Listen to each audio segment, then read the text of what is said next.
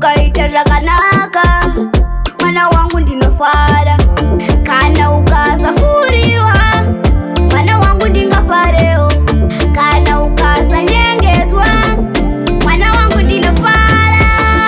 Hazvinei mwanangu, ndinongoda unditeerere. Hazvinei mwanangu, ndinoda unditeerere. Usandinyadzise, ndinongoda unditeerere. Ndiye pressure, kukumbira ikupurewo. Shingirira, kumbira dziva. Shingirira, usakumbire munzira. Mwana kuteerera vabereki vako, ukasateerera unorowa neshamu naMwari.